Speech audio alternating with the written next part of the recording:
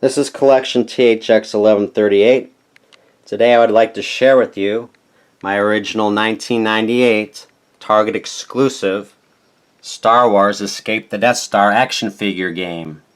It's by Parker Brothers and includes two exclusive action figures, Darth Vader and Trash Compactor Luke. So in this video I will show you the action figures and the weapons that come with the game, the object of how the Rebels win the game, gameplay examples using my original vintage Kenner action figures, and examples of special rules and movement, including how the Imperials win the game. As a bonus, I'll show you the printed rules and the box design. So let's start with the exclusive action figures. Here's a close-up of the two exclusive action figures.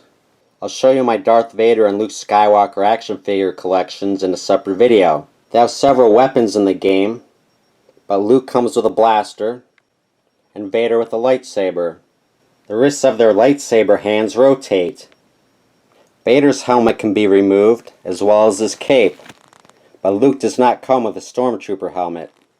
And this is Vader's plastic cape. Any of your action figures can fit on these special bases with pegs.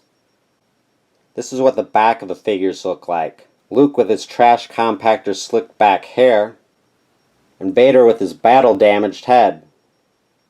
Let's get a good close-up of that. And the top. Let's get a shot of the side of him with his helmet off. And the front with his helmet off.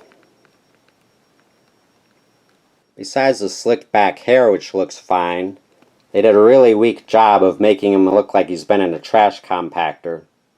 He has that typical power of the Force broad shoulders and thin waist, which made them look like comic book characters, but it's okay. Vader doesn't look too bad. Not bad for exclusive figures. You can also place your own action figures on the special bases. In this case, Boba Fett from the Power of the Force Red Lightsaber card back collection. I'll show my Boba Fett collection in a separate video. And yes, Boba Fett somehow made his way onto the Death Star. By the way, the original Kenner action figures do not fit on that peg. It's too loose.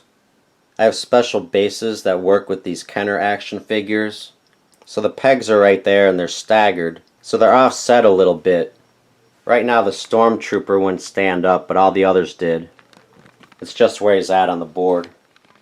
Here's a look at all the weapons in the game. Here's some quick close-ups. Blasters look pretty good. And here's the other side.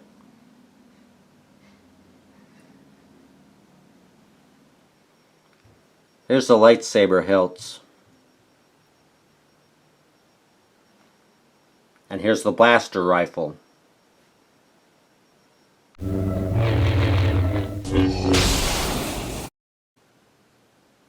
So you want to get to the Millennium Falcon. Before you do that, you need to collect at least one code sequence card by landing on it, and it does not have to be by exact count. You want to collect as many as you can, but all you need is one. I lay them on the board just as an example so you can see them. When you reach the Millennium Falcon, you roll two of the special dice. And you hope to get a match. In this case you got a 6 and a 4, so the Rebels win the game. And I have won the game with just one card and rolling two 6s. So you don't necessarily need more than one card to try to win.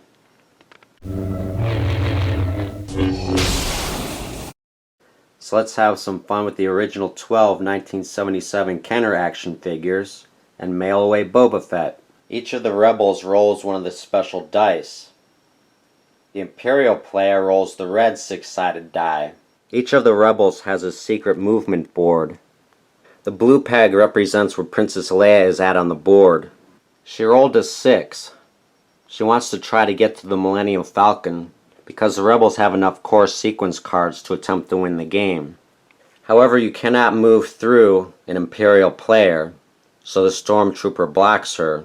So she'll plan her movement up to 6 squares, 1, 2, 3, 4, 5, 6, to get to the Falcon. She takes the peg and places it on that space.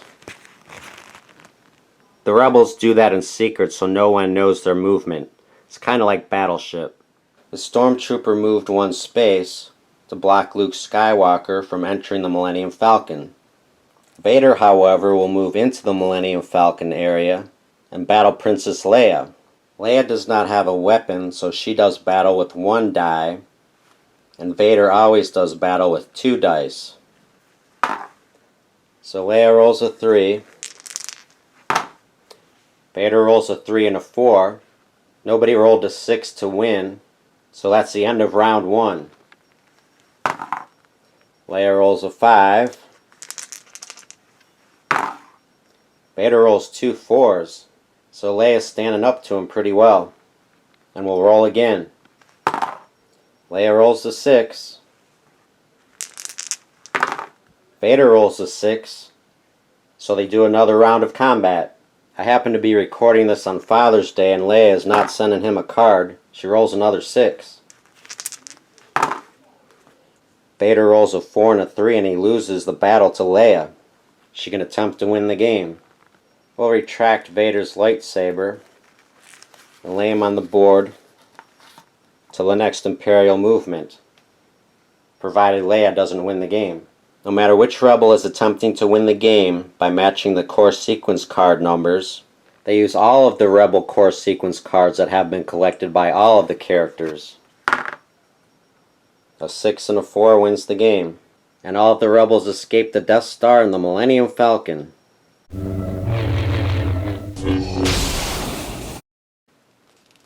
If Luke lands on a code sequence card, before he can collect it, he's next to Darth Vader, so he has to do battle with him. If Vader would have defeated Luke in that battle, he would send Luke to the Detention Center. Luke, or one of the rebels, also loses a code sequence card. I'll show a full example with Boba Fett later. And Luke's weapon would go into the locker next to it. Any rebel can attempt to retrieve the weapon if they do not already have a weapon. On the next turn for movement, Luke rolls a 5, Han Solo rolls a 4, Leia rolls a 4, and Chewbacca rolls a 6. Since Chewbacca rolled a 6, Luke Skywalker and Han Solo can leave the detention block. Luke rolled a 5, he decided to move 4. Han Solo rolled a 4, so he can move 1, 2, 3, 4, and pick up a weapon, which happens to be a lightsaber. Now with a weapon, he can roll 2 dice when he battles Boba Fett, a Stormtrooper, or Darth Vader. In this case, he's surrounded by them. He's 1 space away from each one, so he has to battle each one in succession. If he happens to defeat Boba Fett, he removes him from the board. If he defeats the Stormtrooper, he removes him from the board. If Han Solo rolls a 6, he can move onto the trash compactor space. There's 1 in each corner for a total of 4. If he doesn't have a weapon, he can collect his blaster. If he does have a weapon, he has to leave it there. If he wants to take a shortcut, he moves 1, 2 onto a trash compactor square. He can continue his movement onto 1 and only 1 other trash compactor square. He can finish his movement 4, 5, 6 to pick up a code sequence card, or if he does not have a weapon, 4, 5, 6. There are some rooms on the board with names on them, in this case Docking Bay Control Room. But other than the detention block, they don't mean anything. It's just flavor from the movie. However, you can pass through them. In this case, Chewbacca will land on a weapon that he needs. You could house rule it and say those rooms are safe spaces from doing battle.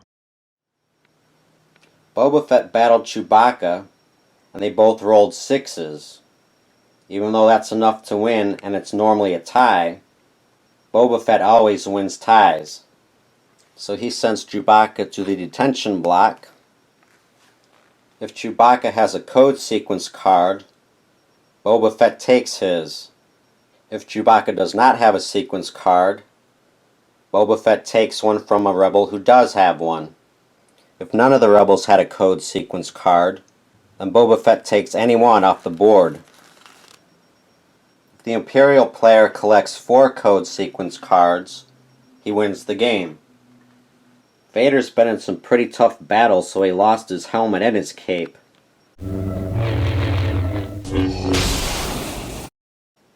Here's a look at the instructions. I decided to show some still frames and some video.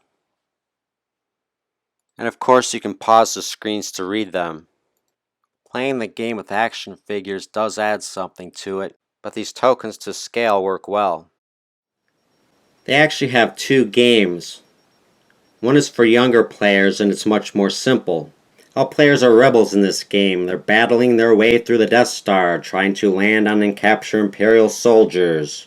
To win, score the most points for captures. So these are the gameplay rules. I won't show you how that game is played. You can just read these.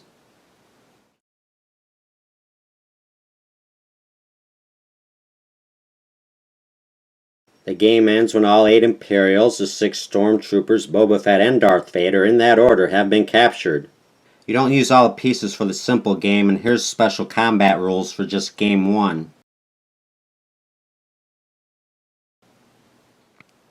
Here's the rules for Game 2, which use all of the pieces.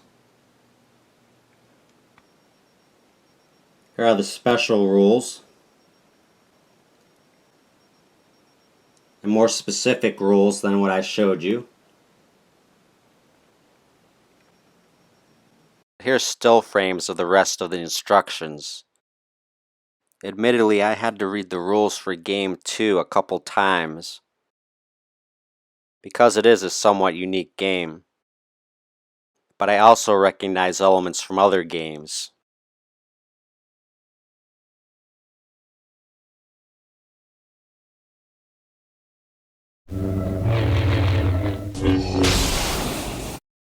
The box has Power of the Force branding with the green lightsaber graphic. This is what the action figures look like in the front of the box in that cutout window. You can barely see Vader's helmet and you can't see the weapons on the side, but it gives you enough of an idea. It's a clamshell box, so the lid is hinged.